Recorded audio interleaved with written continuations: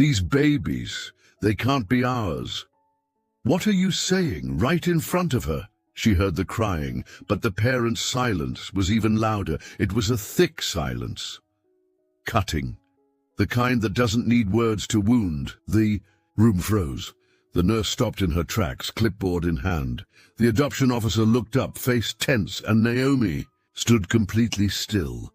She didn't cry right away.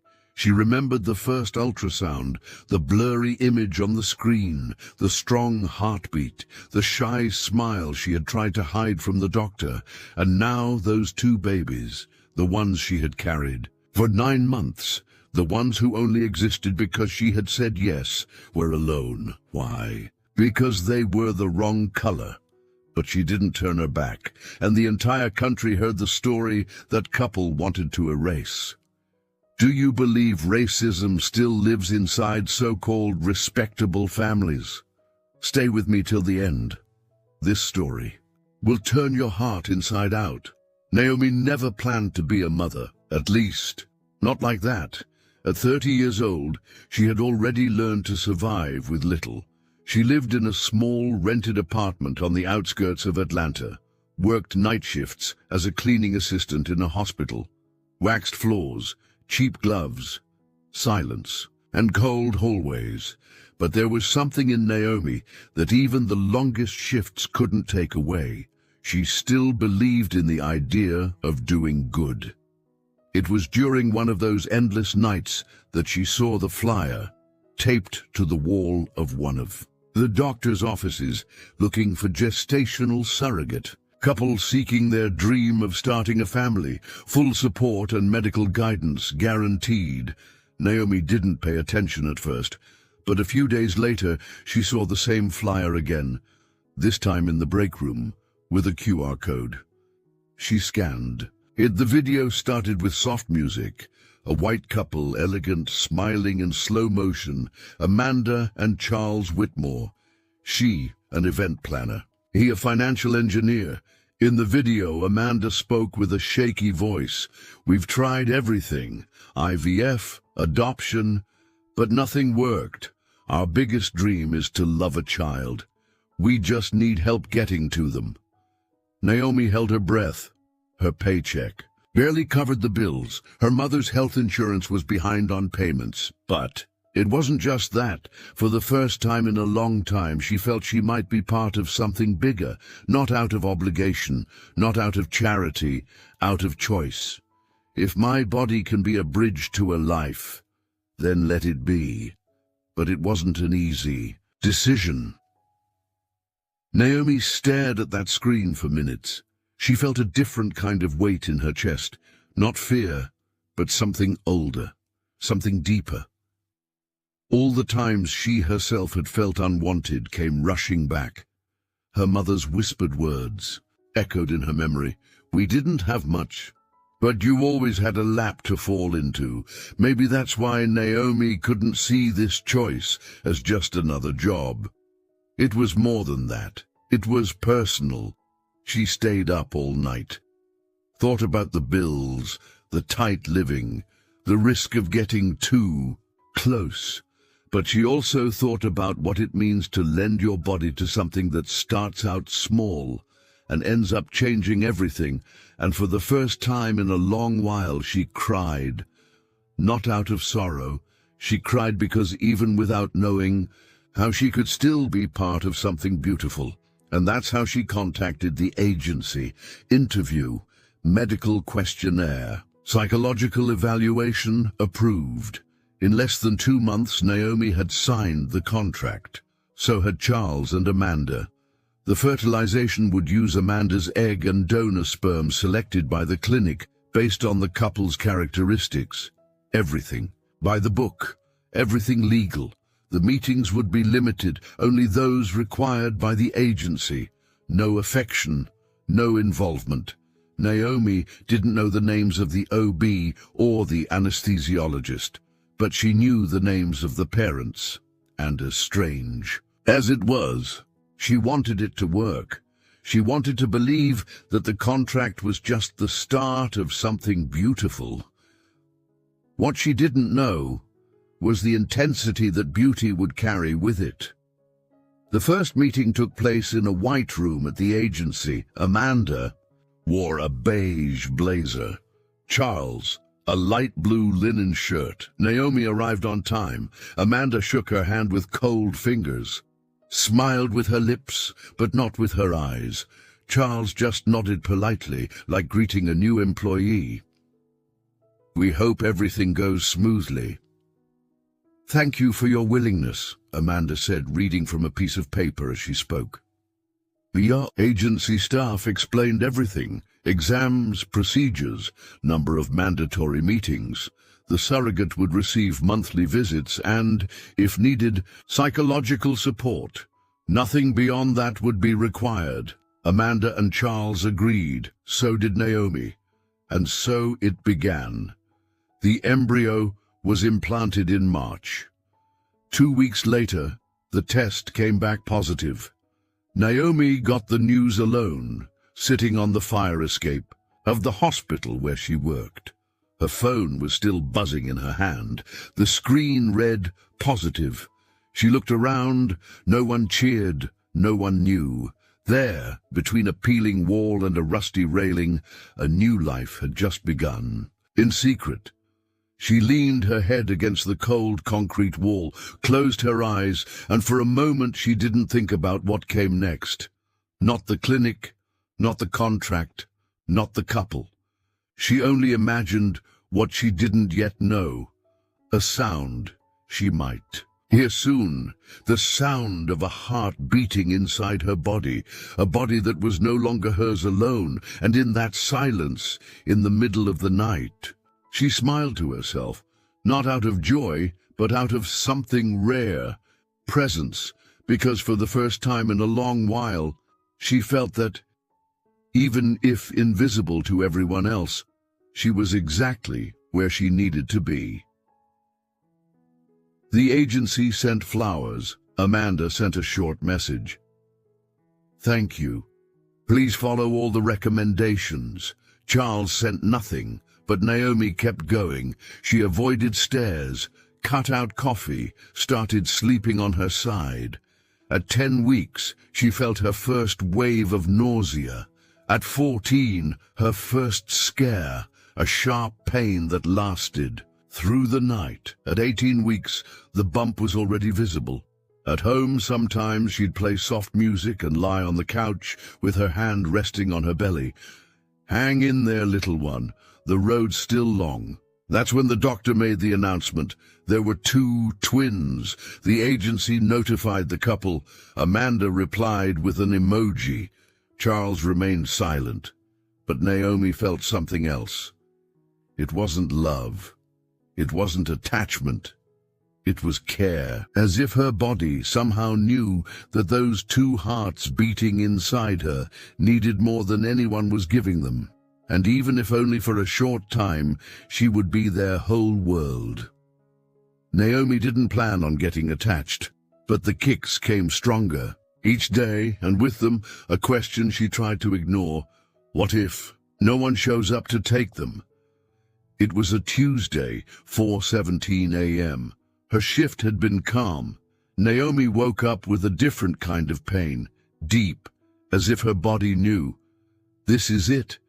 She had time to grab her bag, call the agency, and request a car. She arrived at the hospital with cold hands, but calm eyes. "Call the clinic. Call the parents. They'll want to be here." She repeated it 3 times to the receptionist, like trying to convince fate. Around 6 a.m., the doctor confirmed, full dilation. The team jumped into action. The anesthesia failed on the first try. Naomi gripped the sheets so hard her hands turned red. Still, she didn't complain. "Just tell me, are they here yet?" At 6:42 a.m., Amanda and Charles arrived. They stayed in the waiting room, just as the agency had instructed.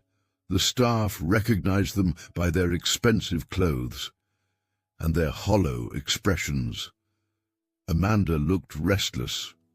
Charles was typing something on his phone. Naomi didn't see them, but she knew. They're here, aren't they? The nurse nodded. Naomi closed her eyes and took a deep breath. At 6:54, the first baby was born. A boy. Dark skin, fine curly hair, loud cry, perfect health. At 6:56, the second arrived, also a boy. Also black, curious eyes, tiny fists clenched like they were holding the whole world. Naomi didn't say a word, but she cried.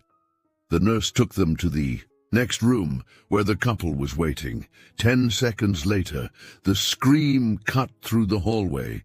This has to be a mistake. The door burst open. Amanda came out first. Charles followed, blank-faced. They're... She didn't finish the sentence. She didn't have to. Naomi heard everything, and in the nurse's eyes, she already knew. They weren't going to touch those babies. The hospital hallway, quiet just minutes before, now held a heavy silence. Amanda was pacing, her eyes wild, her breathing short. Charles stood still, arms crossed, staring at his shoes. A nurse tried to explain, "The babies are fine. They're healthy, beautiful. Would you like to see them?" Amanda exploded. "Do you really think those babies are mine? Did you see their skin, their hair?" Her voice echoed through the entire ward. The adoption official, present for protocol, tried to step in. "What exactly are you saying, ma'am?" Amanda turned to him, no filter. "I'm saying I can't take these children home. Do you have any idea what Charles's family would say, what our friends would think?" The man frowned. The contract was signed. The responsibility is... Charles cut him off. "Responsibility of who? Because I didn't ask for this. This is the clinic's fault." Amanda turned on her husband, furious. "You didn't tell me anything. You hid this from me. Was it you? Was it with her?" Charles stepped back, visibly offended. "You really think I would get involved with that woman?" The word came out loaded, no adjectives needed. Naomi, still in her hospital bed, heard it, all of it, and for the first time she looked over at the babies in the crib beside her, and felt a tightening in her chest that was different. It wasn't just pity, it was rage. Amanda spoke to the agent again. "You figure something out. I'm not taking that home."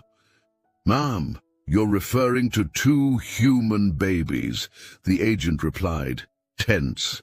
Amanda didn't answer. She just turned her back.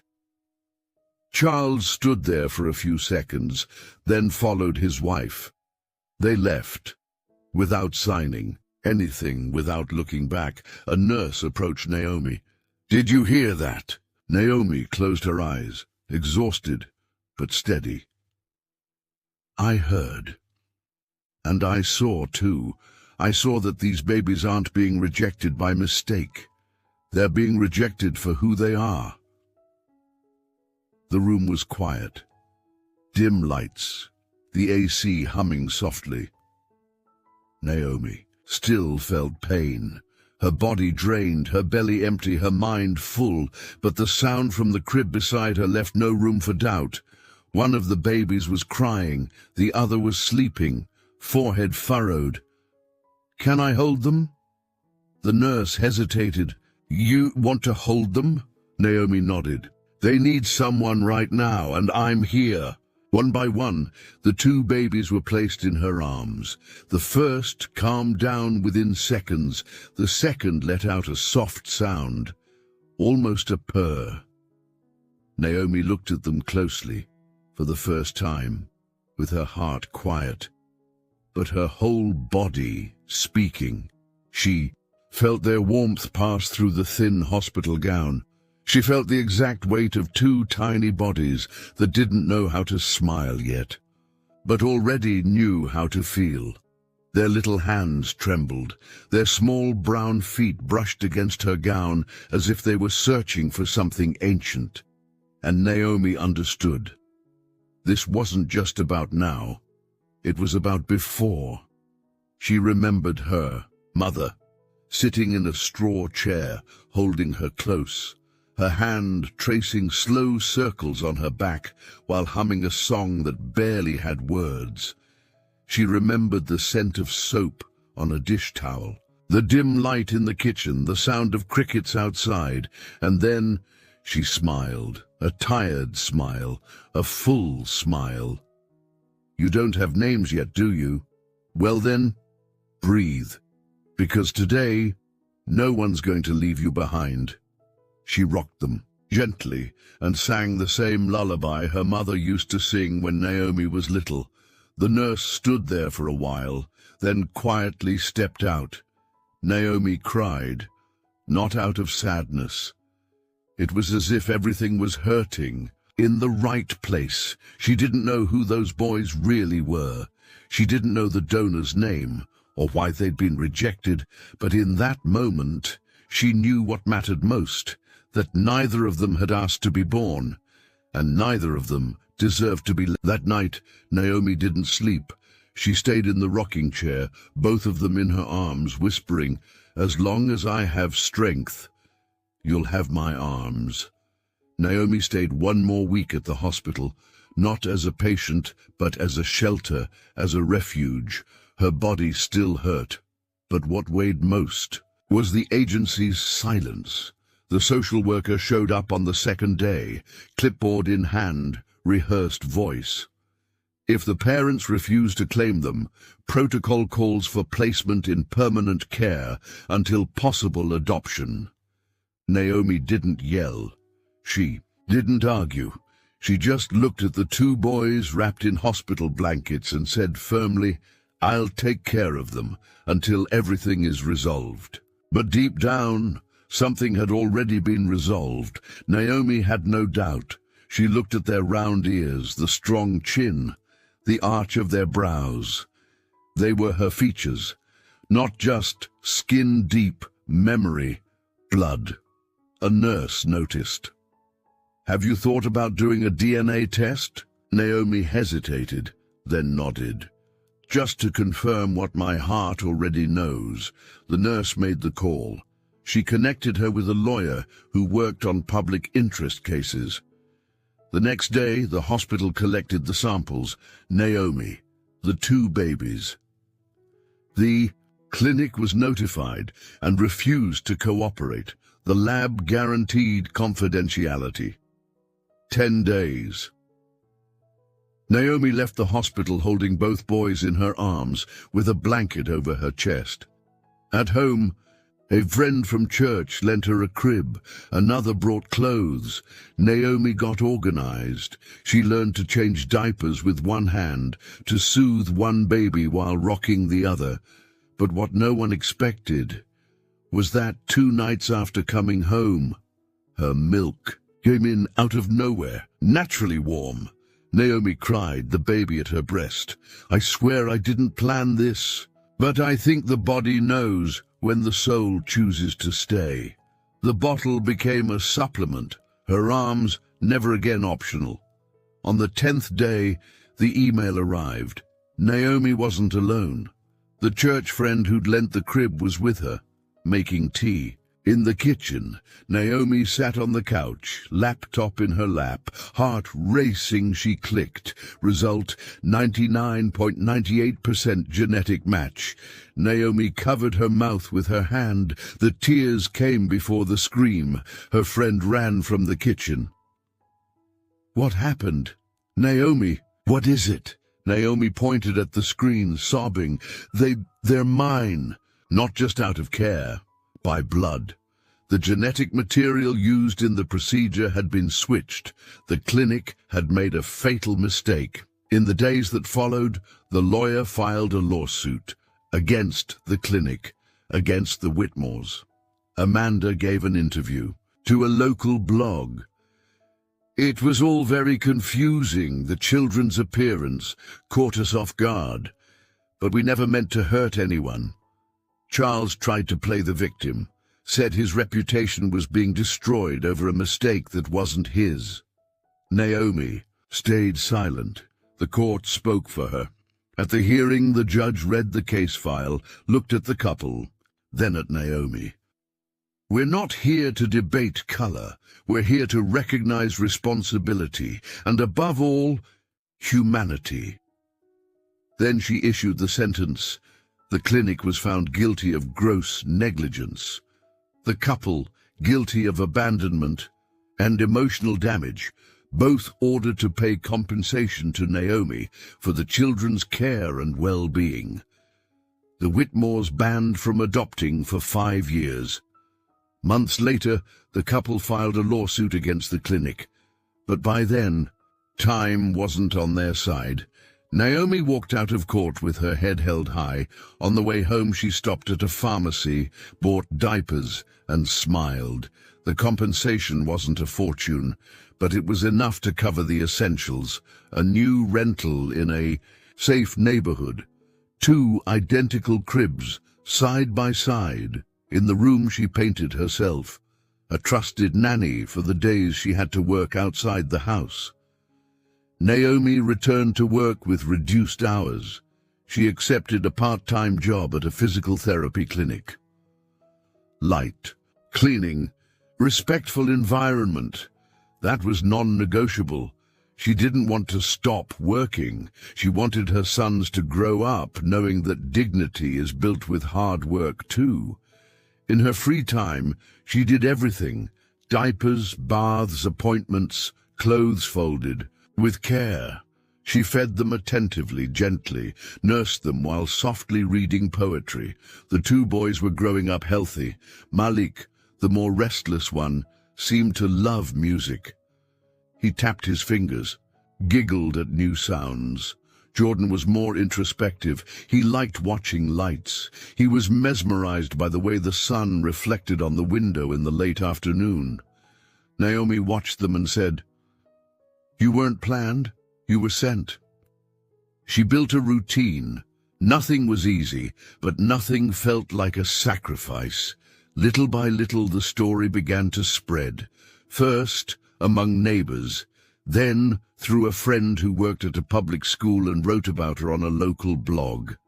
Someone shared it, someone commented, and before long, Naomi's story became news. The blog post from the school read, "She said yes, she was rejected, and still chose to stay." Today, Naomi raises 2 boys who were born out of a mistake and thrive because of a love no one saw coming. 1 paragraph, 1 blurry photo. That was all it took. In less than a week, the story was everywhere. Hashtags, interviews, talk show invites. The hashtag "They are hers" started trending. People from all over the country began sharing their own stories of rejection, of racism, of adoption, of invisibility. Naomi turned down most of the invitations. She didn't want fame. She just wanted to raise her children. But she accepted one invitation.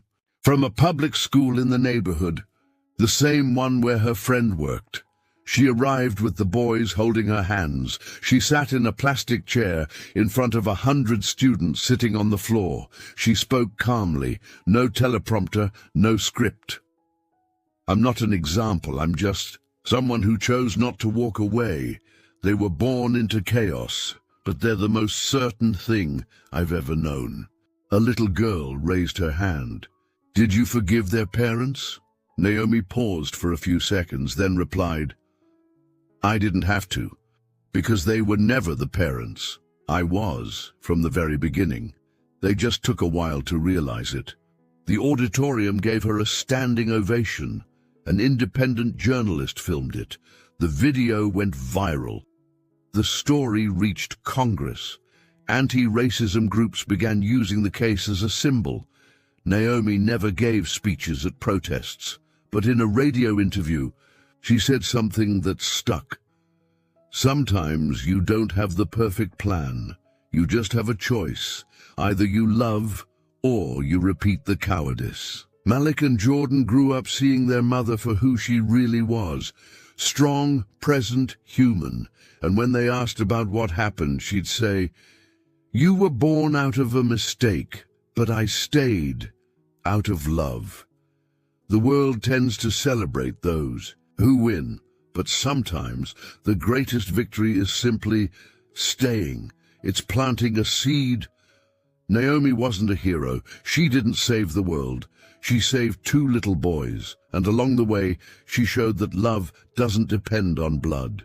But sometimes blood confirms what the heart already knew. She didn't have privilege. She had courage. The courage to say yes, to face rejection, to raise, even without guarantees, even with the past trying to steal the future. She stayed, and because of that, 2 boys discovered what it means to belong, and they grew up knowing they could be and go wherever they wanted. And an entire country had to listen. Have you ever known someone who stayed when everyone else walked away? Tell us in the comments. Your story today might be someone else's strength tomorrow. Like this video and subscribe for more real-life stories that move, expose, and transform.